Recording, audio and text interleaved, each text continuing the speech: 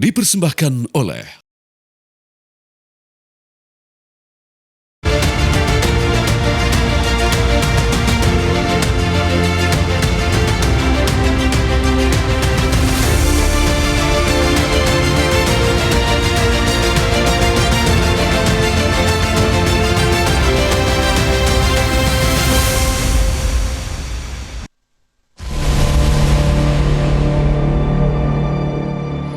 bagi kami yang penting bahwa Jakarta ini rakyat kebanyakan membutuhkan perhatian khusus.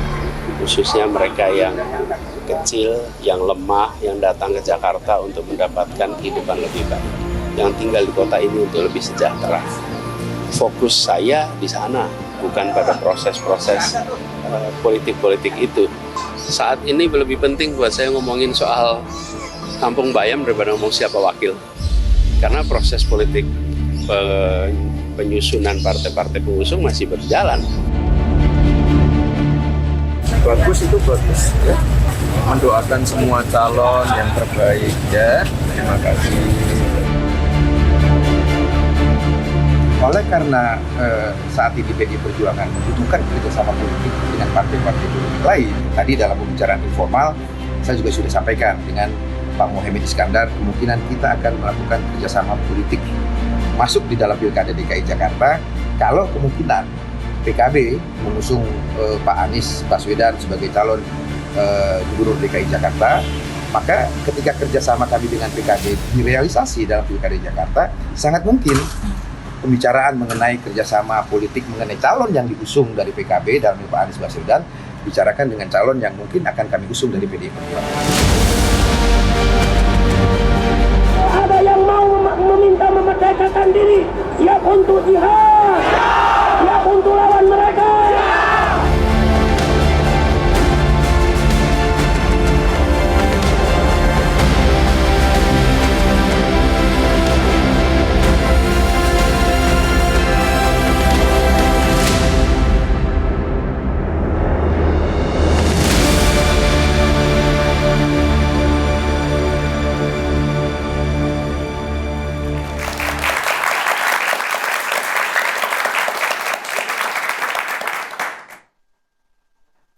Selamat malam pemirsa, 2 bulan menuju pendaftaran calon kepala daerah dalam Pilkada Serentak 2024 khususnya dalam Pilgub Jakarta. Dinamika politik mulai menghangat. Kita tahu meskipun bukan berstatus lagi sebagai ibu kota, namun perebutan kursi Jakarta 1 bisa dibilang masih seksi. Ada sejumlah nama yang masuk dalam bursa, mantan Gubernur DKI Jakarta Anies Baswedan, mantan Gubernur Jawa Barat Ridwan Kamil, dan putra bungsu dari Presiden Joko Widodo, Kaisang Pangarep, masuk dalam bursa Pilgub Jakarta. Bagaimana kans dari ketiga tokoh tersebut bertarung dalam perebutan kursi Jakarta 1 dan bagaimana pula konfigurasi partai politik? Apakah akan sama konfigurasinya dalam Pilpres 2024 dengan Pilkada Serentak 2024? Itu yang akan kami bahas dalam catatan demokrasi malam hari ini bersama saya Gina Vita, dan tentunya saya tidak sendiri. Kita juga ditemani oleh teman-teman mahasiswa. Kita boleh minta tepuk tangannya. Ini dari mahasiswa Universitas Nasional Prodi Hubungan Internasional. Terima kasih banyak. Kita juga sudah kehadiran dari sejumlah narasumber. Kita sapa terlebih dahulu. Dari yang sebelah sini ada politisi PDI Perjuangan Bang Gilbert Simanjuntak. Terima kasih sudah hadir. Kemudian ada analis politik Mas Adi Praetno. Terima kasih juga sudah hadir. Politisi Partai Golkar Bang Idrus Marham. Terima kasih juga Bang Idrus sudah hadir. Kemudian ada Mas Uki, politisi PSI. Dan yang terakhir ada Bang Habibur Rahman, politisi Partai Gerindra. Seperti janji saya di awal tadi, mungkin kita akan bahas lebih dahulu, kita menuju ke Mas Adi. Mas Adi, kalau kita lihat ya, konfigurasi partai politik dalam Pilpres 2024 ini, peta pertarungannya apakah akan sama dalam Pilkada Serentak, khususnya di Jakarta? Ya, saya kira ada kecenderungan Pilkada Jakarta ini semacam big match. Tanding ulang yang mengkloning konfigurasi politik dalam Pilpres, yaitu kubu oposisi dan kubu penguasa. Nah, kubu penguasa per hari ini kecenderungannya itu ingin mengusung Ridwan Kamil untuk bertanding di Jakarta. Gerindra misalnya sudah definitif mengumumkan tertarik untuk mengusung Ridwan Kamil, disusul oleh PAN, bahkan Projo di situ, yang saya kira sebagai instrumen-instrumen yang bisa diukur betapa memang kawan-kawan yang tergabung dalam KIM itu intensinya untuk memajukan Ridwan Kamil. Dan pada saat yang bersamaan misalnya ada Anies Baswedan yang kita sebut sebagai antitesa dari kekuasaan politik hari ini yang sudah secara definitif diusung oleh PKB, kemungkinan besar akan segera bergabung PDIP dan PKS, dan sangat mungkin juga Nasdem ada di dalamnya. Ini kan yang tampak di permukaan. Tapi sayangnya Vita, saya mencatat sejumlah anomali dalam Pilkada Jakarta. Kenapa anomali? Pertama, anomalinya itu ini Anies turun kelas terus terang. Ini adalah calon presiden, kemudian tanding ulang di Pilgub. Secara grade politiknya ini turun menurut saya. Ini kan yang sebenarnya menimbulkan begitu banyak resistensi belakangan. Pilpres aja kalah, gimana Pilgub? Oke, Mas Adi, sebelum kita bahas soal nanti detail per tokohnya, kita yang fokus dulu kok. Tadi kan Mas Adi menyampaikan bahwa ini rematch antara oposisi dan juga penguasa. Apakah artinya dalam Pilkada serentak di tahun ini khususnya di Jakarta, apakah preferensi politik atau pilihan politik dari Pak Jokowi ini sudah pasti akan berbeda dengan partai pengusungnya waktu itu, PDI Perjuangan misalnya? Ya itu sudah aku yakin kok. PDIP dan Pak Jokowi udah nggak bisa lagi dikait-kaitkan. Sudah lama wassalam kok. Dan ada kecenderungan misalnya, kenapa PDIP itu tertarik misalnya untuk membangun koalisi dengan Anies Baswedan, karena di kubu penguasa Ridwan Kamil ada sentuhan Pak Jokowi, dan sangat mungkin nanti di kemudian hari RK itu pendampingnya adalah Mas Kaisang. Ini yang sepertinya mendebalkan satu keyakinan di mana ada Pak Jokowi, intensi politiknya ada di situ, maka sepanjang itu juga haram bagi PDIP untuk menjadi bagian dari koalisi. Ini yang akan terulang, Mbak. Ya, itu akan terulang lagi. Kita menuju ke Bang Gilbert. Akan ada preferensi politik yang berbeda antara Pak Jokowi dengan juga PDI Perjuangan. Tanggapan dari PDI Perjuangan seperti apa, Bang Gilbert? Baik, makasih. Saya kira bukan sesuatu yang aneh kalau hal itu terjadi ya, dan bukan berasal dari PDI Perjuangan. Bahwa kemudian berbeda, sepanjang kemudian rakyat yang diuntungkan, tentu tidak ada masalah. Asal jangan kemudian merubah peraturan demi kepentingan pribadi. Kalau buat itu, buat PDI haram hukumnya. Bukan kerjasama dengan orangnya, tetapi haram hukumnya buat PDI Perjuangan membuat sesuatu yang ilegal secara legal. Tapi artinya PDI Perjuangan tidak masalah kalau preferensi politik dari Pak Jokowi ini berbeda dengan PDI Perjuangan? Tidak masalah soal itu? Kita tidak masalah sepanjang kepentingan rakyat yang utamakan. Dan itu memang dari dulu sikap PDI. Jangankan sekarang, Orde Baru saja kita puluhan tahun ada di luar kok. Dan bukan barang haram kita anggap itu. Demokrasi itu kan masalah perbedaan. Bahwa kemudian kita berbeda ya wajar-wajar saja. Bahwa kemudian siapa yang kemudian dipilih rakyat itu yang menjadi penting. Baik, kita menuju ke Bang Habib. Bang Habib, sepakat nggak tadi disampaikan oleh Mas Adi bahwa akan ada rematch antara oposisi dan juga penguasa nanti di Pilkada serentak, khususnya di Jakarta? Jawabnya sekarang apa nanti? Ya, sekarang silakan. Sekarang dong, Mbak. Masa nanti? Biasa begitu. Iya. Jebakan. Ya, jadi begini, saya pikir ini masih ada waktu 2 bulan, situasinya masih dinamis. Ya. Belum ada yang bisa memastikan konfigurasinya siapa melawan siapa. Karena masing-masing kedua sisi, misalnya tadi dikatakan didefinisikan oposisi, didefinisikan penguasa, di tempat masing-masing juga belum jelas calonnya. Apakah misalnya Anies pasti didukung oleh partai-partai yang disebut oposisi. Definisi oposisi juga sekarang kan masih sumir. Partai-partai mana saja yang beroposisi gitu kan. Yang kedua, apakah finalnya misalnya Pak Ridwan Kamil akan dicalonkan didaftarkan ya pencalonannya termasuk oleh Gerindra. Kan Partai Gerindra tidak bisa secara sendiri memutuskan lalu mendaftarkan. Mesti bicara dengan partai-partai lain yang kuotanya cukup. Terutama memang kami ada semacam tekad dalam setiap pilkada semaksimal mungkin kita ini bicaranya dengan KIM dulu. Ya teman-teman KIM ya. Tapi kami juga tidak menutup kemungkinan berbicara dengan teman-teman yang tadinya tidak tergabung dalam koalisi Indonesia Maju. Nah, karena itu kami nggak bisa prematur ya bahwa kemungkinannya akan seperti ini ya, karena kami ini kan bicara harus ada pertanggungjawabannya ya. Tapi begini Bang Habib, sebelum kita bicara soal tokoh ya, tadi kan Bang Habib juga menyampaikan ada komunikasi yang dibangun Koalisi Indonesia Maju. Apakah juga komunikasi antar internal Partai Koalisi Indonesia Maju ini juga dikomunikasikan dengan Pak Presiden dalam hal ini? Ya pasti ya, Pak Presiden Jokowi apa Pak Presiden Pak Presiden Prabowo? Jokowi. Oh. Kan yang masih menjabat Pak Jokowi. Iya enggak. Maksud kadang-kadang kalau kita bicara presiden juga kan. Iya. Jadi presiden Iya, terpilih. gimana Bang Iya. Habib? Ada komunikasi Ya, juga pasti dengan Pak dong. Jokowi? Pasti dong, dengan kedua tokoh tersebut, saya pikir dua tokoh utama kami ya, Pak Jokowi dan Pak Prabowo ya, semua pasti kita saling diskusi lah. Oke, jadi artinya nanti siapapun tokoh yang akan diusung oleh Partai Koalisi Indonesia Maju itu atas persetujuan dari Pak Jokowi? Kita tidak Bisa disimpulkan gitu nggak? Nggak bisa Anda simplifikasi seperti itu. Oke, jadi gimana? Kami mengutamakan musyawarah, ya Oke. kan? Jadi semua yang akan kami sepakati tentu berdasarkan musyawarah. Oke, berdasarkan musyawarah ya. Oke, Mas Uki, silakan. Soal tadi yang menyampaikan Mas Adi, konfigurasi partai politik.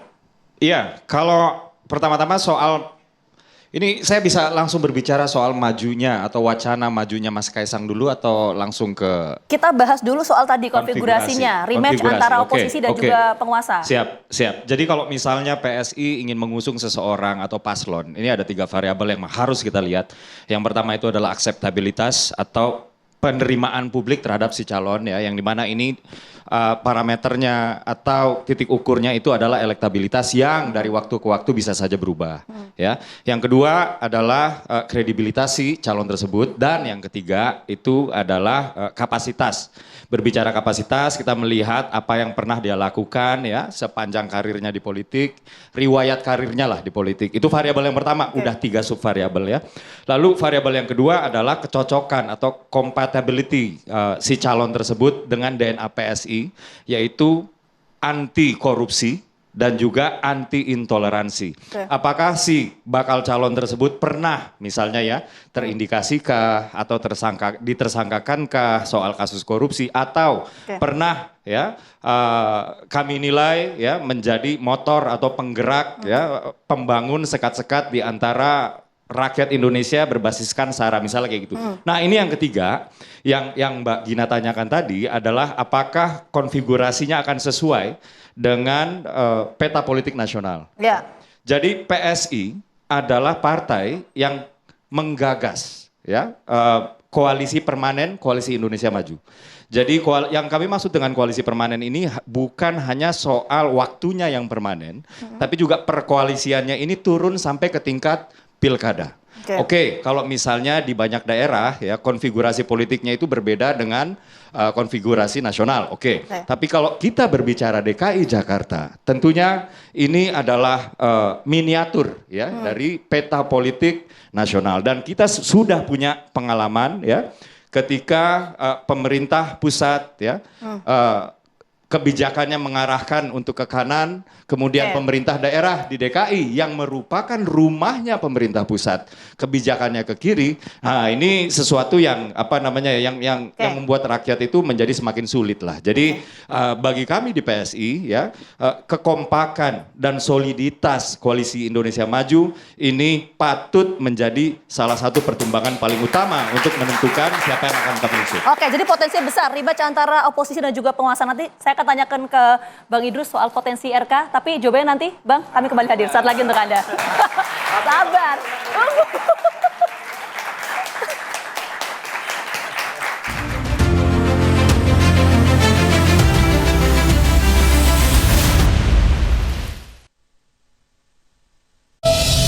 Ukiran inspirasi sang maestro dipadu teknik desain modern. Tempaan keterampilan ahli tenun BHS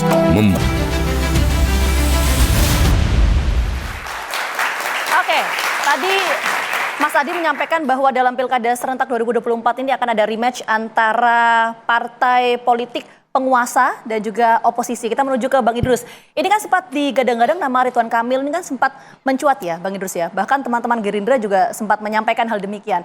Ini Golkar apakah sudah menentukan sikap soal nama Ridwan Kamil yang akan diusung atau gimana Bang Idrus? Penentuan satu calon itu adalah akhir dari sebuah proses ya. Oke. Karena itu saya ingin menjelaskan terlebih dahulu tentang konstruksi berpikir di dalam memposisikan pilkada ini sebagai bagian integral dari pemerintahan yang ada. Partai Golkar sejak awal itu sudah menentukan trisukses ya untuk menghadapi ke depan ini. Yang pertama adalah sukses pencalonan. Itulah yang kemarin kita ada Prabowo dengan Gibran. Itu sukses. Golkar pada waktu itu munasnya menentukan Pak Airlangga. Tetapi Pak Airlangga mengikhlaskan korban dan Golkar juga demi untuk pasangan ini. Kemudian yang kedua sukses pemenangan. Dan ini pun sudah dilakukan. Partai Golkar dari dukungan masyarakat yang diberikan ke Partai Golkar, 75% diantaranya itu adalah mendukung Prabowo, Gibran. Ini yang kedua. Nah yang ketiga adalah bagaimana sukses kepemimpinan. Nah kalau kita bicara tentang sukses kepemimpinan, maka sebenarnya persoalan dasar kita ada pada sistem, Mas Adi. Ini sebagai guru sebagai dukun politik ini. Sistem presidensial dengan multipartai itu menyebabkan kekuasaan terbagi. Baik secara horizontal maupun secara vertikal. Itu yang dikatakan tadi Mas Uki. Jadi presidennya itu dari Gerindra, boleh jadi gubernurnya dari PDIP, ya Mas Gibran, kemudian bisa jadi dari partai-partai lain yang beda. Dan apalagi sampai ke kabupaten. Nah ini sebagai akibat daripada ini adalah maka hampir dapat dipastikan bahwa efektivitas ya pemerintahan di semua lini itu tidak bisa jalan. Kenapa? Karena di sini ada perbedaan. Kita bicara tentang visi, kita bicara tentang ideologi, kita bicara macam-macam dan lain sebagainya. Nah, oleh karena itu maka dalam rangka untuk meluruskan ini semua, sambil juga kita ancang-ancang bagaimana kita menata sistem kita ke depan ini. Dan ini Golkar sangat konsisten bahwa saatnya sekarang ini kita melakukan penataan yang mendasar terhadap sistem ketatanegaraan. Oke, jadi artinya belum menentukan sikap sejauh ini karena berbagai macam pertimbangan tadi, Bang Idrus? Itu pasti akan berpikir bagaimana sukses kepemimpinan. Sukses kepemimpinan maka konsolidasi Kim mutlak harus dilakukan di satu sisi, tapi di sisi lain juga harus ada kepastian kemenangan setiap pertarungan politik yang kita lakukan di semua tingkatan. Jadi di sini solid, tetapi dia menang berarti di sini yang salah, tidak efektif. Dan oleh karena itu kalau misalkan nanti ada kesepakatan di sini bahwa ini kita dari Golkar terus terang aja sampai pada hari ini belum kita putuskan. Kenapa? Karena kita dari Golkar dalam menentukan itu tetap mengacu kepada sistem yang ada. Sistem Golkar bagaimana dari bawah dan dari bawah sekarang sudah jalan.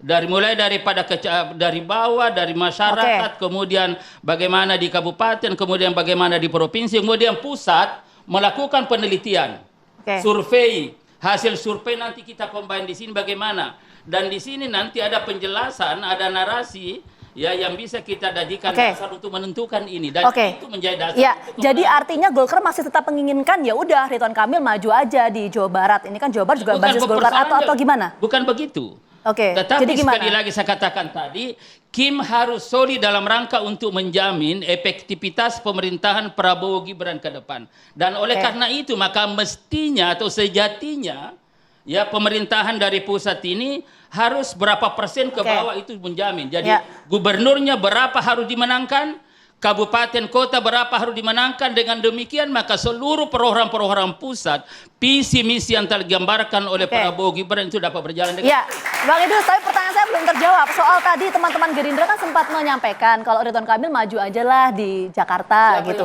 Teman-teman Gerindra menyampaikan. Nah itu kenapa? Karena itu dalam rangka implementasi bagaimana Kim ini bisa solid. Tetapi tentu nanti di dalam pertemuan yang kita lakukan itu ada narasinya. Kenapa? Karena kita ingin menang. Karena di sini bukan hanya sekedar mencalonkan. Kita tidak mau jadi calon, tapi kita ingin calon jadi. Gitu loh. Jadi Ridwan Kamil tidak mau hanya jadi calon, tapi ingin jadi calon jadi di DKI Jakarta misalkan. Nah bagaimana caranya? Harus ada alasannya, harus ada narasinya dan lain-lain sebagainya. Nah tetapi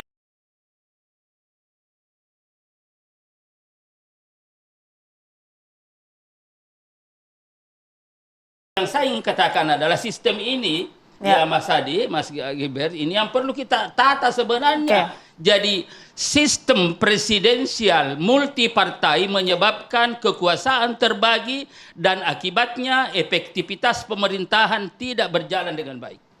Baik, kita menuju ke Bang Habib sebelum ke Mas Adi. Bang Habib, soal nama RK ini kan sempat muncul dari teman-teman Gerindra ya untuk maju di Jakarta. Itu gimana Bang Habib? Ya, kami menyerap aspirasi yang ada di konstituen kami terutama. Ya, ada banyak nama ya, ada beberapa nama. Ada Mas Budi, ada Mbak Rahayu Saraswati, ada juga Pak Ridwan Kamil. Nah, itu yang disampaikan oleh Ketua Harian kami, Pak Sufmi Dasko, beberapa waktu yang lalu. Tapi tentu kita harus memahami pengambilan keputusan terkait pencalonan ini kan berjenjang, ya kan. Pertama, ya situasi yang harus diperhitungkan adalah bahwa memang kami tidak memiliki jumlah kursi untuk memutuskan sendiri. Karena itu siapapun calon yang akan kami dukung, apakah Ridwan Kamil atau siapa saja, harus berbicara dengan partai-partai politik yang lain. Kalau misalnya ada aspirasi soal Ridwan Kamil di Jakarta, kita akui itu memang banyak. Aspirasi itu banyak. Tapi ketika Pak Dasko menyampaikan itu ke publik, apakah sudah komunikasi dengan Partai Golkar? Itu dalam konteks komunikasi justru. Justru itu salah satu bentuk komunikasi, ya, bahwa memang di Gerindra, di konstituen Gerindra muncul nama tersebut. Di konstituen Gerindra muncul nama tersebut. Tapi sebelum, maksud saya begini, sebelum menyampaikan itu ke media, sudah sempat berbincang secara informal belum ke Partai Golkar bahwa akan maju nih RK di Jakarta gitu? Enggak, kan itu kan belum diputuskan. Keputusan terkait pilkada ini kan ketika didaftarkan dengan dokumen KPU tersebut, ya. Dan itu nggak bisa satu partai. Itu kita ulangi lagi. Jadi namanya komunikasi bukan hanya menjelang pilkada, Mbak. Komunikasi terus berjalan ya, sejak pemilu kemarin nggak pernah berhenti sampai hari ini gitu. Baik, kita Mas Adi. Mas Adi, kalau Bang Habib menyampaikan bahwa potensi soal RK tadi, tapi kan Bang Idrus menyampaikan masih menata sistem dulu. Bahasanya seperti itulah. Apa yang bisa ditangkap dari dua pernyataan itu? Ya, saya kira memang ini bagian dari komunikasi politik ya. Sebentar, Bang Idrus. Jadi menata sistem di sini adalah dari bawah. Jadi kita dari bawah, dan saudara Dr. Aceh sebagai Ketua Partai Golkar di Jawa Barat tentu akan juga informasinya seperti apa. Dan oleh karena itu DPP di dalam rapatnya terakhir itu akan melakukan survei, dan itu nanti dijadikan dasar. Kita akan coba combine. Bagaimana aspirasi dari bawah, dari Jawa Barat, dari DKI Jakarta, dan setelah itu kita baca pemetaan yang ada, dan ini jadi ada di situ. Apalagi ini kan masih 2 bulan, kita akan lihat. Tetapi sekali lagi, apa yang disampaikan oleh Mas Habib dari Gerindra, kemudian dari PSI oleh UKI, itu kan kita sudah hampir sama di sini, bahwa bagaimana Kim ini solid, tidak hanya di tingkat pusat tapi juga di bawah. Kita tangkap poinnya, Bang Idrus. Kita berikan kesempatan yang sama ya. Mas Adi, silakan. Apa yang bisa kita baca dari dua pernyataan tadi itu? Kalau saya sederhana, kenapa nama Ridwan Kamil yang menguat dari Kim, bukan nama-nama lain? Karena kalau kita usur berdasarkan survei-survei yang kuantitatif, maka sosok yang relatif kompetitif bisa menyaingi Anies Baswedan di Jakarta hanyalah Ridwan Kamil dari kubu Kim. Itulah yang tadi saya sebutkan di awal. Ada sejumlah anomali sebenarnya dalam pilkada. Partai sebesar Gerindra, pemenang Pilpres, ini justru menyorongkan nama kader Partai Golkar, bukan nama kader internal Gerindra. Dulu saya senang dan sangat mengapresiasi ketika kawan-kawan Gerindra itu memunculkan nama Budi Juwandono. Itu artinya apa? Gerindra sebagai partai pemenang Pilpres akan mengeluarkan kader terbaiknya. Kalaupun toh bukan Budi Juwandono, mungkin Gerindra punya mantan wakil gubernur Pak Riza Patria yang saya kira di survei juga muncul. Yang ingin saya katakan adalah ini yang kemudian disebut oleh Bang Idrus dalam satu kesatuan sistem dalam Kim, siapapun yang diputuskan itu tentu domain 4 partai, tentu berkomunikasi dengan Jokowi yang at the end of the day-nya siapa yang akan diusung. Karena saya kalau mau jujur sebenarnya melihat kecenderungan rata-rata secara umum, Golkar itu sepertinya lebih tertarik untuk memajukan Ridwan Kamil di Jawa Barat ketimbang di Jakarta. Ridwan Kamil di Jawa Barat saya tanyakan relatif nyaris tak ada lawan tanding yang sepadan. Bahkan ada yang nyebut merem aja. Ridwan Kamil di Jawa Barat bisa menang. Beda ceritanya di Jakarta, butuh kerja keras melawan Anies yang mantan petahana, dan per hari ini juga cukup kuat. Ini yang kemudian menjadi tarikan-tarikan bagaimana koalisi di Kim sekalipun itu belum satu nama terhadap Ridwan Kamil. Saya beberapa waktu yang lalu mengusulkan, kalaupun toh deadlock, misalnya Ridwan Kamil mentok maju di Jawa Barat, harus muncul opsi yang lain yang dimunculkan dari Kim untuk melawan Anies Baswedan. Sebut saja nama Kaisang. Ini ketua UKI, menarik bagi saya. Kaisang sudah cukup umur untuk maju dalam Pilgub Jakarta, bukan hanya calon wakil gubernur. Ibarat orang pakai baju, ini kecuali bajunya. Mas Adi. Ketua umum partai, anak presiden hanya calon wakil gubernur. Saya sangat mendukung PS itu kalau musuh Kaisang. Kalau gubernur melawan Anies Baswedan. Iya. Kalau Ridwan Kamil mentok. Ini kan Oke, opsi-opsi nah lain. kalau ini gini, tapi kan sebelum kita membahas soal Mas Kaisang ya, tapi soal Ridwan Kamil ini kalau misalnya deadlock, adakah kemudian titik temu untuk bisa memecahkan deadlock itu? Ada titik Oke. temunya, Apa? ketua umum partai. Oke. Jadi kalau maju situasi jur seperti kita, apa yang pada akhirnya bisa Ridwan mencairkan Kamil deadlock apakah itu? di Jakarta dan di Jawa Barat ini sangat tergantung kesepakatan ketua umum partai. Disitulah kemudian Ridwan Kamil harus merelakan pilihan politiknya apakah di Jawa Barat dan Jakarta. Dalam konteks itulah saya kira sekalipun Golkar punya otonomisasi memajukan Ridwan Kamil di Jawa Barat, tapi tarikan napas KIM ini akan menjadi faktor determinan.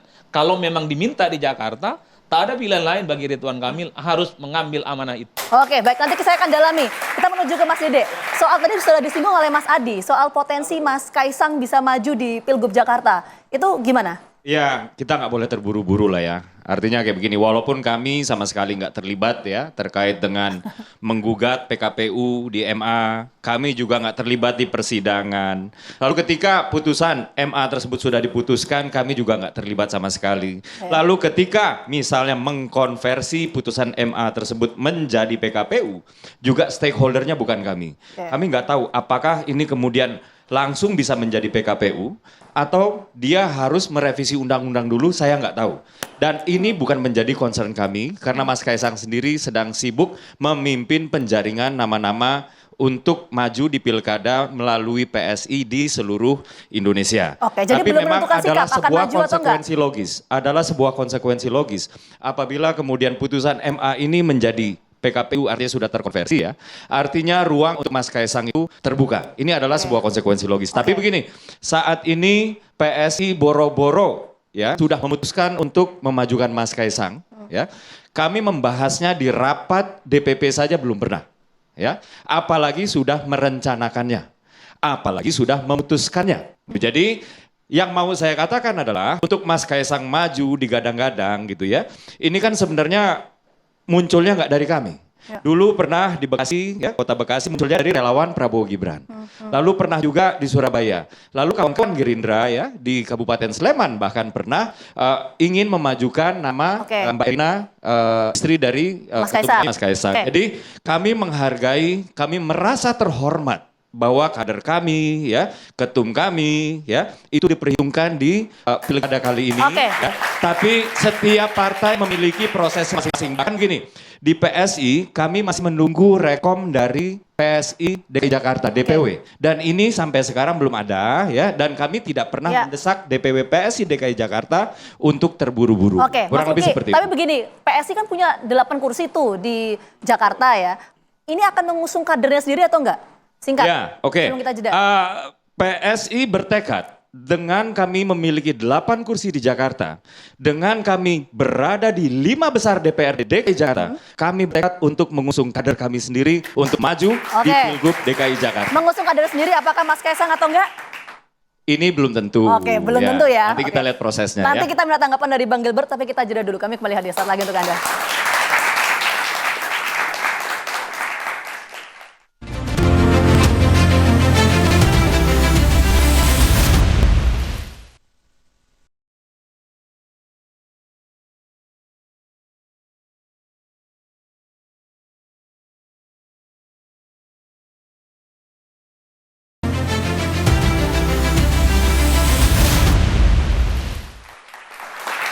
Oke, kita menuju ke Bang Gilbert. Tadi disampaikan oleh Mas Uki ya, bagaimana kemudian potensi Mas Kaisang ini maju di Pilgub Jakarta. Tanggapan dari PD Perjuangan, Bang Gilbert? Saya kira itu diwujudkan saja begitu, jangan kemudian cuma wacana. Karena kita juga berharap bahwa hal-hal seperti ini bukan kemudian, saya berharap sekali gitu loh, biar masyarakat bisa menilai. Karena tadi juga disebutkan oleh Mas Uki dari PSI bahwa PSI itu anti korupsi dan intoleransi. Cuman saya menunggu kenapa tidak anti nepotisme juga begitu. Karena saya melihat bahwa kalau itu diwujudkan menjadi cagup yang atau cawagup benaran, saya akan melihat dampaknya di masyarakat seperti apa. Karena kita juga berharap secara ilmiah kita bisa mengukur ini menjadi sebuah pemahaman baru. Karena kan ilmu-ilmu sosial begini ini menarik untuk dicermati sesudah menjadi post factum. Nah, saya melihat bahwa kalau ini kemudian bisa terjadi nepo baby di mahkamah keluarga dan juga di mahkamah anak untuk kemudian usia, kenapa kemudian kita tidak coba wujudkan ini menjadi calon yang sesungguhnya untuk kemudian kita sama-sama menilai apa yang terjadi di masyarakat. Oke, Bang Gilbert melihat ini hanya sebuah wacana atau bagaimana? Ya selama belum didaftarkan kan masih wacana. Oke, nah kita Jadi tanya. daftarkan saja. Begitu. Oke, nah gimana itu Mas Uki? Ini potensi Mas Kaisang maju ini hanya sebagai wacana tes the water aja atau gimana? Iya, balik lagi ya bahwa seluruh proses yang terjadi di Mahkamah Agung itu Mas Kaisang dan PSI itu tidak terlibat sama sekali. Bahkan penggugat itu dari Partai Garuda di mana kami di PSI itu tidak pernah berkomunikasi kecuali ketika kami berkomunikasi soal pemenangan Pak Prabowo dan Mas Gibran ya, karena kami berada di satu koalisi. Tapi terkait dengan gugatan Partai Garuda tersebut kami tidak pernah berkomunikasi sama sekali satu kali pun. Itu catatan yang pertama ya, bahwa kemudian ada konsekuensi logis ya dari putusan tersebut yang membuka ruang untuk Mas Kaisang itu sesuatu yang tidak dapat kami hindari. Tapi yang satu hal yang pasti begini, apakah putusan MA tersebut kemudian menjadi PKPU, tadi kan saya sudah katakan bahwa ada prosesnya. Proses yang pertama misalnya yang saya tidak tahu persis ya, apakah dia langsung ke PKPU? Nah ini berarti yang menjadi stakeholdernya adalah KPU bukan kami. Apakah kemudian ada undang-undang yang harus direvisi, kami juga nggak tahu ya. Apabila memang jalannya adalah ini, maka ini adalah kawan-kawan fraksi di DPR RI yang punya gawean. Justru kalau mereka, kalau ditanya siapa yang punya kepentingan, yang bisa mengotak-atik ini bukan kami. Kurang lebih sih seperti itu ya. Jadi soal didaftarkan atau tidak didaftarkan, ya PSI sih nurut-nurut aja. Itu apa yang akan terjadi kami nurut-nurut aja, kami pasrah aja. Yang jelas kami sedang sibuk menjaring nama-nama potensial di seluruh Indonesia dan sampai dengan saat ini nama Mas Kaisang belum ada ya di bursa internal PSI sendiri. Belum ada di bursa internal PSI. Belum Tapi ada. kalau kita mendengarkan pernyataan dari Ketua Umum Anda, Mas Uki, Mas Kaisang kan sempat menyampaikan ke publik bahwa siap untuk maju di Pilgub Jakarta. Kesiapan itu apakah merupakan bentuk proposal politik, hanya test the water, atau gimana? Iya, itu kan ketika doorstop. Ketika doorstop itu ditanyakan apakah Mas Kaisang akan maju atau menanggapi apa yang sudah disampaikan oleh Ketua PKB DKI yaitu Pak Hasbiala Ilyas tentang Mas Kaisang yang namanya disebutkan ketika Mas Anies itu dideklarasikan. Dan Mas Kaisang ya siap-siap aja gitu. Tapi ketika kita bertanya apakah kami akan menjalankan itu, ini semua masih jauh. Artinya kalau saya boleh berpantun sedikit ya. Pinjam dulu 100, tunggu aja bulan Agustus. Oke, Bang Gilbert masih ini kok masih belum diputuskan di internal soal majunya Mas Kaisang, Bang Gilbert? Ya tentu internal mereka kita tidak campuri dan bahwa kemudian dikatakan tidak ada pendaftaran segala macam. Ini kita bicara politik. Saya kira ada beberapa juga teman yang sudah karatan ya. Bahwa di dalam politik kita tidak pernah menemukan hitam putih. Tetapi kemudian kita bisa merasakan baunya, kita bisa merasakan warnanya tanpa terlihat. Itu melalui insting, melalui informasi terbatas dan segala macam. Apakah kemudian keputusan itu berjalan sebegitu saja tanpa campur tangan tenaga atau power yang begitu luar biasa? Siapa yang bisa merubah MA? Bayangkan bisa berubah pendaftaran, berubah menjadi pelantikan. Di mana-mana masuk SD pun bukan usia lulus yang cantumkan, tapi usia pendaftaran. Bagaimana bisa calon wakil gubernur, calon gubernur usia pelantikan, usia lulus yang didaftarkan? Ini saya kira ini mahasiswa juga mempunyai logika yang tidak bisa kita rubah karena mereka ada juga kalangan intelektual. Mereka yang menjadi pangsa pasar untuk isu ini. Apakah mereka menerima hal seperti itu? Apakah mereka mempunyai juga legitimasi untuk mendapatkan itu? Seandainya mereka bukan anak seorang petinggi. Ini sesuatu hal yang kemudian kita mesti lihat. Bahwa kemudian dikatakan kami ini, tidak ini, segala macam.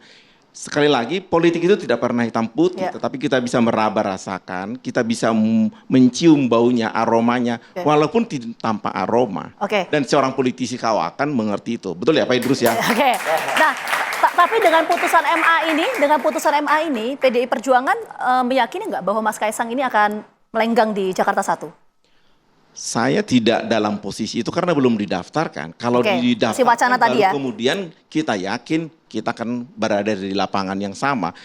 Ini kan pertama-tama bereskan dulu landasannya. Oh, kemudian kapalnya mau landing atau tidak. Tapi yang penting landasannya sudah dibikin segala macam. Kita semua tahu lah dalam hal begini nih, politik itu juga buat para mahasiswa, ya seperti itulah kondisinya. Tetapi kemudian insting kita akan terbentuk dengan kita sering diskusi, mendengar senior, kemudian juga membaca keadaan. Itu dibentuk. Tidak ada ilmu di dalam politik yang berasal dari buku. Oke, nah tadi kalau Bang Gilbert menyampaikan soal bahwa ya ini kan masih wacana ya, tapi landasan sudah terbentuk. Tapi kan ini ada suara dari teman-teman DKI Jakarta di Jakarta ya, khususnya dari PKB yang mengusulkan ya udah dipasangkan aja misalnya Mas Anies sama Kaisang. Nah itu gimana PDIP melihatnya? Kemarin juga diskusi itu ada, Iya. dan saya hadir di situ waktu kemudian teman dari PKB ditanyakan juru bicaranya. Kata mereka itu seloroh, jadi saya juga susah menanggapi karena itu masih seloroh dari Pak Hasbi, Ketua DPW DKI. Kalau diwujudkan baru di sini saatnya kita kemudian berada di lapangan yang sama. Kalau cuma di awang-awang menunggu tanggal 27 Agustus pendaftaran, semua menjadi sumir, menjadi semacam wacana. Tapi kalau misalnya itu kejadian menerima atau enggak PDI Perjuangan? Kan ini kita berandai-andai. Kita tidak dalam posisi menerima atau tidak. Kita dalam posisi kita ada di lapangan yang sama, mari bertarung. Oke, ada di lapangan sama dan mari bertarung. Oke, kita menuju ke Mas Adi lagi. Mas Adi, kalau kita melihat ini kan perspektif dari partai politik ini belum ada yang mengambil sikap secara jelas ya. Ini semua masih ada di tataran teman-teman di Jakarta, mulai dari PKB, kemudian PDI Perjuangan. Belum ada yang secara firm di tingkat DPP. Ini psikologis dari partai politik ini kenapa belum mengumumkan secara firm? Memang karena masih menyimpan kartunya untuk kemudian nanti aja lah last minute dikeluarkan kartunya siapa tokoh yang akan diusung, strategi politiknya seperti itu atau gimana Mas Adi melihatnya? Ya saya kira ini semacam beauty contest sebenarnya. Bagaimana untuk menyonding para kandidat ke publik. Kenapa muncul nama Anies Baswedan? Tiba-tiba diusulkan oleh PKB. Saya membayangkan yang mengumumkan Anies sebagai calon itu PKS kalau tidak Nasdem ya. Karena memang jauh-jauh hari dua partai ini sangat tertarik untuk mengusung Anies Baswedan. Saya memahami di antara begitu banyak keraguan partai-partai di luar kubu Prabowo dan Gibran ini, PKB lah yang kemudian membypass nama Anies. Ini kan sebenarnya untuk memberikan kepastian. Sangat mungkin Anies itu minimal sudah dapat separuh tiket untuk maju dalam Pilgub. Kan tinggal ini ditawarkan ke partai yang mau gabung, PDIP kah, PKS kah, Nasdem kah tertarik tidak untuk bergabung. Kan begitu jalan ceritanya. Kenapa Anies? Bagi saya tentu PKB punya kalkulasi politik rasional. Karena persoalan elektabilitasnya menjulang. Kalau persoalan kinerja, rekam jejak, itu debatnya bisa 40 hari nggak kelar-kelar itu kita. Itu panjang ceritanya. Karena banyak juga bolong-bolong yang harus disampaikan secara terbuka. Yang ingin saya tegaskan, kalau Anies itu tidak memiliki elektabilitas kuat, tidak mungkin akan diusung oleh PKB. Begitupun dengan partai-partai lain nggak tertarik. Dalam konteks itulah kemudian saya memahami ketika Kim itu menyodorkan nama Ridwan Kamil. Karena Ridwan Kamil nah yang secara rasional diyakini mampu bersaing secara sehat dan kompetitif melawan Anies Baswedan. Cuman itu tadi, saya melihat gestur Golkar, gestur Ridwan Kamil memang lebih happy kecenderungannya untuk maju di Jawa Barat yang menurut kalkulasi Bang Idrus itu rasa-rasanya tanpa mendahului kehendak Tuhan kok gampang untuk menang di Jawa Barat. Kan begitu. Oleh karena itu saya memang agak sedikit provokatif. Kalau ini deadlock, RK nggak mau di Jakarta, harus ada second plan yang dimunculkan dari Kim. Satu-satunya sosok yang menurut saya bisa bersaing dengan Anies adalah Kaisang Pangarap. Saya kira bukan yang lain. Kita ke Bang Idrus. Tadi kan Mas Adi sempat menyampaikan ya Bang Idrus ya ada deadlock nih antara Gerindra dan juga Golkar soal pengusungan dari Ridwan Kamil. Saya kira itu betul nggak? Belum deadlock. Ini kan dalam sebuah proses dan kita katakan bahwa kita ingin Kim ini solid. Untuk memastikan bahwa pemerintahan Prabowo Gibran berhasil, ya sukses dari pusat sampai ke bawah, dan agar supaya berhasil di bawah ini maka pilkada ke depan ini kita harus menang lebih besar. Ya ini itu. Nah oleh karena itu maka kalkulasi politik yang kita lakukan tentu ada dasarnya, ada narasi-narasi yang bisa kita jadikan dasar. Salah satu diantaranya adalah survei.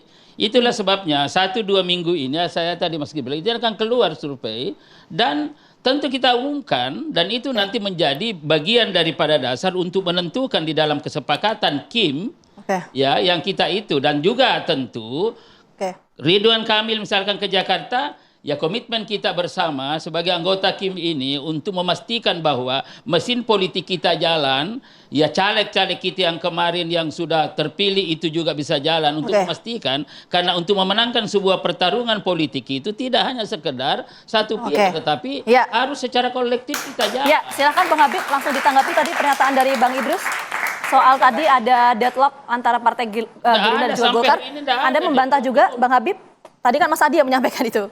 Jadi sudah bolak-balik nih Mbak Vita bicaranya. Apa Ini yang saya sampaikan tadi. disampaikan juga dengan Bang Idrus hal yang sama sebetulnya ya, bahwa prosesnya sedang berjalan ya. Tunggu saja nanti putusannya bulan Agustus. Nanti kita tunggu ya sampai Agustus. Silakan singkat. Ya, saya sebenarnya mau bertanya nih kepada teman-teman Bang Idrus, Mas Uki sama Pak Habib. Kapan kemudian batas usia dinolkan begitu loh? Karena udah ada beredar foto-foto anak yang dibagikan di sekolah nih. Ini, saya nggak ngerti ini maksud pertanyaannya apa ya. Kalau Anda bicara soal putusan Mahkamah Agung, taruhlah judicial review, saya harus nanggapi karena Anda sudah keterlaluan dari tadi. Ya. Jadi kita ini dejavu. Kalau Anda bilang dejavu, saya dejavu juga. Dejavu kejadian ketika ada putusan MK. Anda serang rame-rame, Anda bully rame-rame, Anda fitnah rame-rame. Secara politik, rakyat sudah menghukum Anda dan rekan-rekan Anda. Hancur kalian. Cuma dapat 16%. Secara hukum, putusan Mahkamah Konstitusi, berbagai putusan, 3-4 putusan, ya, termasuk putusan yang terakhir, Bapak sengketa Pilpres, dinyatakan tuduhan-tuduhan tersebut tidak terbukti. Sekarang Anda ingin ulangi lagi, katakan tadi bertarung di ring yang sama, enggak apa-apa. Silahkan rakyat yang menilai. Ya jadi gini, taruh ya. Anda tadi katakan adik-adik mahasiswa. Sejarah membuktikan generasi milenial, Gen Z telah menentukan pilihan. Mereka tidak bisa dimanipulasi dengan narasi-narasi penuh fitnah. Ya. Narasi-narasi penuh tuduhan yang memang nggak pernah terbukti. Silakan mereka memilih gitu loh. Oke, baik. Kita boleh tepuk tangan. Ini sebetulnya kita tidak membahas soal itu. Kita bicara soal konfigurasi partai politiknya ya. Kita bahas soal konfigurasi. Keterlaluan, nggak apa-apa. Kita kan diskusi nggak apa-apa. Saling tanggapi saja. Biar kita fokus. Kita nggak takut berdiskusi, bagus. Ini kan adik-adik teman-teman menilai semua. Saya tuh agak bingung ya. Sebentar. Nggak apa-apa. Saya mesti luruskan dulu. Saya tidak menyerang pribadi sehingga saya juga tidak. Saya juga nggak menyerang pribadi kok, enggak. Tapi pertanyaan saya tidak Anda, keterlaluan. Pertanyaan Anda, menurut saya keterlaluan. Saya tidak keterlaluan. Anda yang kurang baca saya media. Bisa. Anda tidak baca media. Saya berhak menganggap saya keterlaluan. Anda yang tidak baca media, Anda tidak berkaca, gitu loh. Anda tidak melihat sejarah. Sudah terjadi, Anda hancur, gitu kan? Oke, yang baik. pertama, yang kedua. Enggak. Saya harus meluruskan. Karena ini. Oke, enggak. Kita bahasnya soal konfigurasi partai politik di Pilkada serentak 2024 ya. Nanti apakah akan ada tokoh-tokoh baru yang juga akan diusung oleh partai politik? Kita akan bahas saat lagi untuk Anda. Loh, jangan dikira kita takut diskusi.